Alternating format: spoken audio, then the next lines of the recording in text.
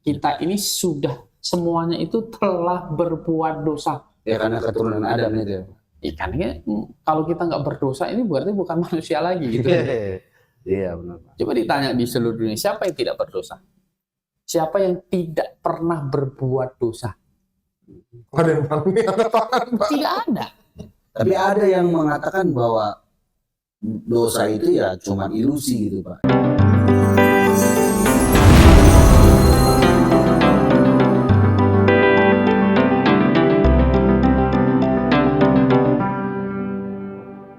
Baik, saudara yang dikasih Tuhan Yesus Kristus, selamat malam Pak Kurnia. Malam. Saudara Yosua. Episode pertama kemarin tema tentang keselamatan, kedaulatan Allah dan kehendak bebas manusia. Pak Kurnia sudah jelaskan bahwa jalannya yang sudah disediakan Allah sejak kekekalan tentang penyelamatan manusia. Dan orang-orang yang ada di dalam jalan itu, yaitu Yesus Kristus sendiri, itulah yang dipilih Allah. Kan gitu ya kan Pak? Nah, masalahnya adalah tentang respon manusia atau kehendak bebas manusia. Yang dipilih adalah yang merespon menerima. Begitu? Iya. Betul ya Pak? Betul. Nggak salah. Saya tertarik untuk buka Yohanes 15 ayat 16 Pak Kurnia. Iya. Bukan kamu yang memilih aku, tetapi akulah yang memilih kamu. Jadi bukan saya yang memilih Tuhan, tetapi Tuhanlah yang memilih saya. Dan Tuhan telah menetapkan kamu, supaya kamu pergi dan menghasilkan buah dan buahmu itu tetap. Supaya apa yang kamu minta kepada Bapa dalam namaku, diberikannya kepadamu. Kalau melihat ayat ini secara literal, bahwa jelas-jelas ayat ini berkata, bukan saya yang merespon keselamatan. Justru karena Tuhan yang memilih saya, maka dampak dari pemilihan Tuhan terhadap saya di dalam keselamatan, maka saya yang percaya dan bertobat. Iya. Bukankah ayat ini berbicara seperti ini? Oke, silakan bagaimana kita bisa menjelaskan. Secara literal seperti yang Pak Riko jelaskan di sini. Iya. Kira-kira. Jadi begini, itu bukan kamu yang memilih aku. Nah, bukan kamu. Ini kan kalau kita membaca di sini ini Tuhan Yesus kan bukan sedang ngomong langsung ke kita sekarang ini. Oke. Tetapi yang itu adalah rasul-rasul. Dan di Yohanes pasal 4:15 ini tidak ada Yudas di sini. Gitu. Yudas sudah tidak ada. Oh iya. Perkataan Tuhan di sini sudah tidak ada Yudas. Jadi Yesus bilang bukan aku yang memilih kamu. Ini bukan memilih tentang keselamatan, tetapi ini memilih menjadi rasul.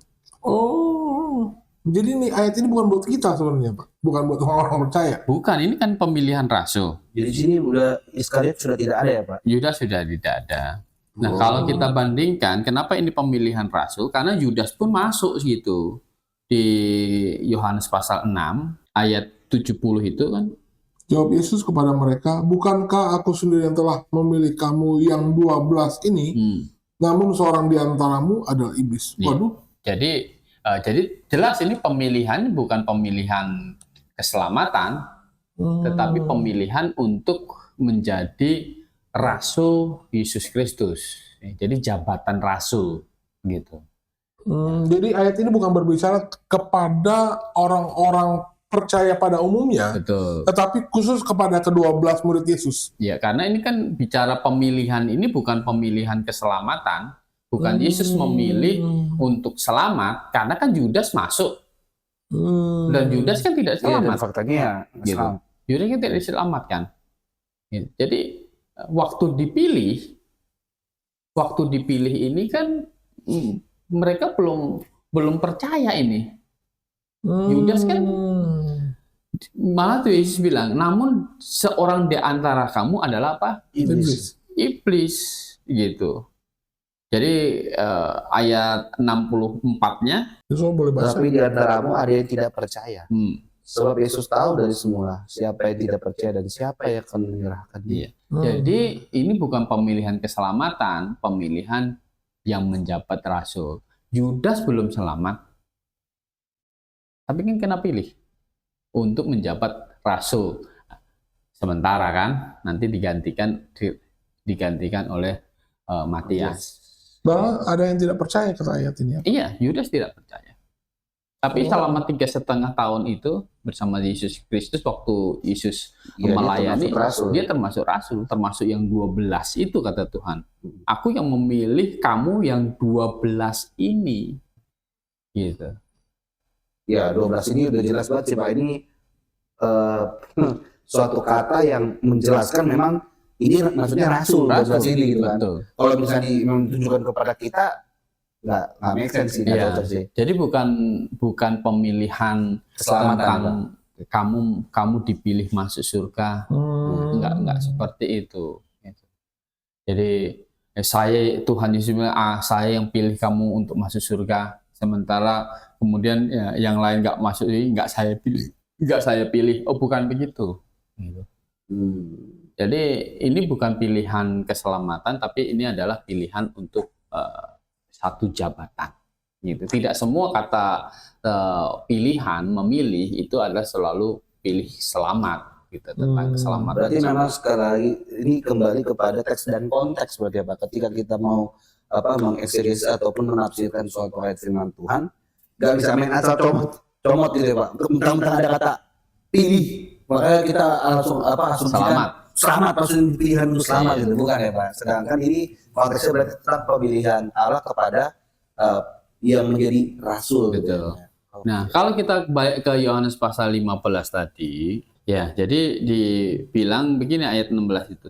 Supaya apa yang kamu minta kepada Bapa dalam namaku, diberikannya kepadamu. Gitu. Nah, rasul-rasul minta, ya, itu kan dikasih. Ya. Oh, kita enggak ya Pak? Bagaimana? Maksud saya orang Kristen sekarang ini minta apa aja, dikasih. Ya kalau pengalaman kita sendiri kan, kita bukan rasul. Kita lihat orang sakit, ya, kita minta Tuhan sembuhkan, sembuh tidak? Belum tentu ya Pak. Tidak, kan belum tentu. Gitu. Saya malah ada pengalaman orang sakit berdoa besoknya meninggal. Sembuh itu Pak, langsung sembuh itu. Ya kan? Seperti itu, karena kita bukan rasul. Tapi kalau rasul, Petrus di Serambi Salomo waktu itu ada orang lumpuh, emas dan perak tidak ada padaku, dalam nama Yesus berjalan. Pasti itu Pak. Pasti berjalan. Gitu. Jadi sekali lagi maksud kembali ke teks konteks gitu, bahwa ini bisa juga tentang jabatan rasul. Ini jelas ini pemilihan tentang jabatan rasul, bukan pemilihan pemilihan tentang keselamatan masuk surga, begitu bukan. Karena tadi Yudas juga dipilih jadi rasul, dia nggak selamat. Gitu. Jelas ini bukan masalah keselamatan. Kalau masalah keselamatan itu adalah tetap respon manusia. Karena apa? Tuhan itu menawarkan keselamatan di dalam Yesus Kristus itu ditawarkan kepada semuanya, gitu. Kepada semuanya, ditawarkan kepada semuanya. Kalau kita membaca di 2 Petrus pasal 3 ayat 9 ya. Tuhan tidak lalai menepati janjinya. Sekalipun ada orang yang menganggapnya sebagai kelalaian, tapi ia sabar terhadap kamu, karena ia menghendaki supaya jangan ada yang binasa, melainkan supaya semua orang berbalik dan bertobat. Jadi Tuhan katanya menghendaki supaya jangan ada yang binasa kan, supaya semua orang berbalik dan bertobat. Jadi keselamatan itu ditawarkan kepada semua orang yang menikmati keselamatan adalah yang berbalik dan bertobat, yaitu apa? Mengaku diri orang berdosa, sadar betul-betul dia adalah manusia berdosa yang akan binasa di dalam neraka, dan tahu betul-betul, mengerti, percaya betul-betul satu-satunya penyelamat dia adalah Yesus Kristus. Kalau Allah itu adalah Allah yang Maha Tahu, apakah Allah tahu bahwa konsekuensi dari ketetapan karya keselamatan yang Allah rekayasa ini, apakah Allah tahu bahwa sebenarnya jauh lebih banyak kecenderungan orang dibinasakan Allah sendiri daripada Allah selamatkan?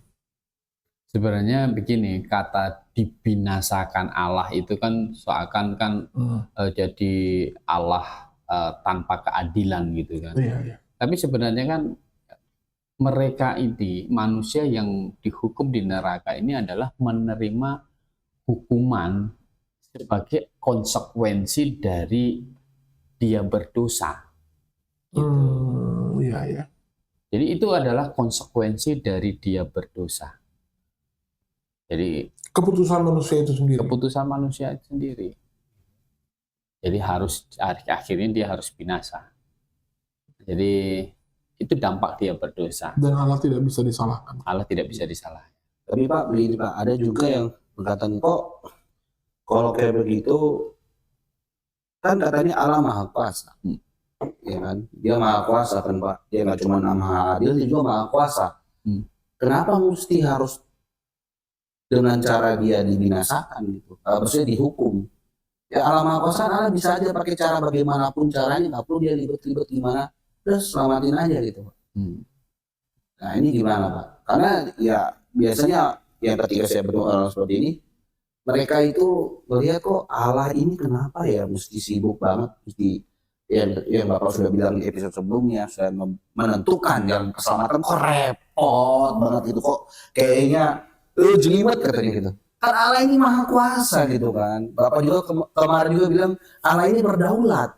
Ya ngapain kalau gitu ribet-ribet gitu kan, langsung aja udah selamatin, comot. Nah ini gimana nih Pak? Ya, begini, kalau Allah begitu, berarti kan Allah sendiri kan melanggar sifatnya sendiri. Dan Allah kan tidak bisa menyangkal dirinya. Gitu. Jadi kalau Allah, dia berdaulat, kemudian ya sudah kamu selamat tanpa harus dihukum dosanya, berarti kan dia melanggar keadilan dia, sifat adilnya dia. Ya, itu yang tidak bisa Allah lakukan, gitu. Maka yang bisa Allah lakukan adalah Allah akhirnya menyediakan jalan keselamatan itu. Jalan keselamatan itu disediakan dalam Yesus Kristus adalah itu Yesus dihukum. Jadi dosa tetap dijatuhin hukuman, gitu. Dosa tetap dijatuhin hukuman. Nah, yang orang yang diselamatkan di dalam Yesus Kristus itu sebenarnya dosanya itu bukan tidak dihukum, itu dijatuhin hukuman.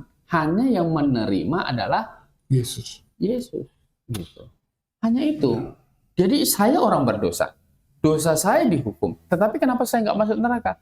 Karena ketika saya bertobat dan percaya kepada Yesus Kristus, di situ dihitungkan bahwa dosa saya itu sudah ikut dihukum pada waktu Yesus mati di atas kayu salib. Jadi kematian Yesus Kristus adalah kematian bagi dosa saya. Gitu. Jadi dosa saya juga sudah dihukum gitu. Berarti kematian Yesus Kristus memenuhi keadilan Allah. Betul. Nah, sementara orang masuk neraka, itu adalah kenapa dia masuk neraka? Dihukum juga bagi dia. dosa dia. Karena dia menolak yang telah menggantikan dia. Betul. Berkorban gitu. Betul. Nah, jadi hukuman dosa dia diterima dia sendiri. Iya. Sementara hukuman dosa saya Sudah ditanggung oleh Sang Penebus. ditanggung oleh Yesus Kristus. Maka bedanya apa? Setelah ditebus dan orang yang ditebus dan orang yang tidak ditebus. Orang yang ditebus itu akan mengasihi Kristus. Kan gitu. Iya. Orang yang tidak mengerti penebusan Yesus Kristus, apakah dia mengasihi Kristus? Iya. Pasti tidak. Itu akan otomatis sendiri. Itu ya, Pak? otomatis sendiri. Cuma maksudnya gini Pak, kok mesti pakai dengan caranya Allah seperti itu gitu? Kayaknya Allah egois banget gitu, maksudnya kayak apa? Nggak bisa diganti gitu, mesti dengan perbuatan baik kah, gitu kan, dengan amal kah? Karena kan banyak orang sekarang banyak berbondong-bondong, ya apalagi zaman sekarang ya modern kan humanity gitu Kok kan. caranya cuma satu Iya. gitu ya? Humanisme katanya, memanusiakan manusia katanya. Dengan kita memanusiakan manusia katanya kan, ya kita sudah katanya udah surga dunia orang bilang. Nah, itu bagaimana Pak? Ya kan kembali kepada prinsip surga itu surga yang maha kudus. Dan juga prinsip bahwa satu dosa itu harus dijatuhin hukuman. Gitu. Satu dosa saja, setitik dosa saja itu Kenapa gitu Pak? harus dijatuhin hukuman. Ya kan, kan prinsipnya dosa hanya selesai kalau itu dijatuhin hukuman. Gitu. Makanya kalau hukum di dunia ini kan, kalau orang mencuri, ya kan, di penjara, selesai dijatuhin hukuman penjara, ya kan, maka bebas. Hukuman yang mencuri itu, dosa yang mencuri dianggap selesai. Gitu. Jadi karena dosa memang hanya bisa diselesaikan dengan penghukuman. Nah, kalau masuk neraka itu penghukumannya kekal. Gitu. Ya itu nggak bisa ditanggung oleh sama manusia ya Pak. Makanya Allah mengirim juru selamat. Kalau secara jasmani cuma di penjara kan ada rentang waktu. Betul. Ya. Kalau kekal kan manusia memang Iya. harus dihukum kekal. Betul. Kan? Gitu. Makanya Nggak ada yang bisa. Tuhan mendesain jalan keselamatan untuk manusia. Karena tahu di dalam kekekalan itu mengerikan, hukuman yang sangat berat. Gitu. Berarti memang maksudnya di situ pun hidup yang kekal, neraka pun kekal gitu. Jadi kasih Allah itu sebenarnya melampaui semuanya. Iya. Bisa bayangkan Adam itu harus dijatuhin hukuman sesuai dengan hukumnya Allah sendiri kan. Dan kita ini keturunan Adam. Dan kita ini tidak ada orang yang tidak berdosa. Kita ini sudah semuanya itu telah berbuat dosa. Ya karena keturunan Adam itu ya. Ikannya kalau kita nggak berdosa ini berarti bukan manusia lagi gitu. Iya benar. Coba ditanya di seluruh dunia siapa yang tidak berdosa? Siapa yang tidak pernah berbuat dosa? Ada yang mengatakan Pak. Tidak ada. Tapi ada yang mengatakan bahwa dosa itu ya cuman ilusi gitu Pak. Itu cuman ya saya pernah bertemu orang ya saya nggak ada dosa katanya. Dosa itu siapa yang buat katanya. Itu hanyalah suatu konsep dari agama katanya. Ketika seseorang tidak beragama, tidak punya agama, hanya konsep moralitas, maka itu relatif gitu Pak. Bahwa itu dikatakan ada dosa atau tidak. Ya. Jadi ya kalau dia tidak percaya dia berdosa ya silahkan. Tetapi kayak misalnya orang sudah mencuri, ditanya kamu mencuri nggak? Ya enggak lah. Gitu. Padahal dia udah mencuri kan gitu. Ya, jadi memang udah balik. Mana ada orang berdosa berbuat salah ngaku kan gitu. Iya benar Pak. Ya ini nggak ada dosa. Dengan dia nggak mengakui sebenarnya dia udah berdosa gitu. Ya? Betul. Begitu. Jadi itu harus dihukum. Gitu. Dan manusia tidak bisa menyelesaikan dosa sendiri. Ya, kalau mau menyelesaikan berarti dihukum di dalam neraka selama-lamanya. Gitu kan. Makanya karena beratnya hukuman dari dosa itu Allah menyediakan jalan keselamatan. Jadi bukan karena Allah sudah pilih, maksudnya pilih artinya ini yang masuk, Bukan. itu yang ke neraka gitu ya Pak. Tetapi kembali kepada respon terhadap jalan keselamatan yang telah Tuhan tentukan gitu ya Pak. Betul. Jadi sekali lagi yang pilih bukan kamu yang memilih aku. Ini bicara kepada rasul tentang jabatan rasul. Gitu.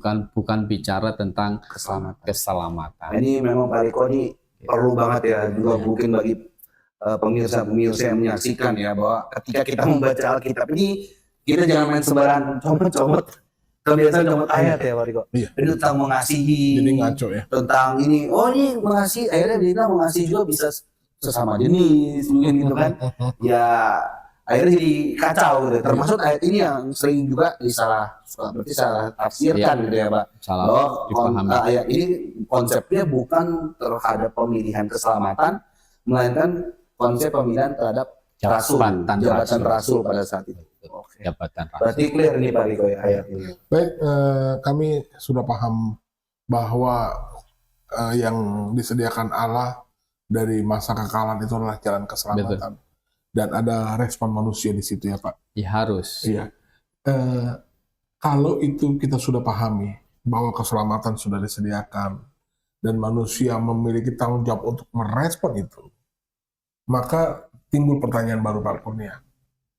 Kalau sudah direspon, oke, ya Allah kan sudah siapkan itu jalan keselamatan dan saya sudah merespon. Pertanyaan baru adalah, itu keselamatan bisa lepas nggak dari saya? Kan gitu. Tapi tahan dulu, nanti kita akan kupas di bagian ketiga. Saudara bisa menyaksikan nanti di bagian ketiga, bagaimana, apakah keselamatan itu bisa dirampas oleh pihak lain. Kira-kira begitu Pak Kurnia. Baik. Terima kasih Pak Kurnia, selamat malam. Baik, selamat malam. Selamat malam saudara Yusuf. Selamat malam Pak Kurnia.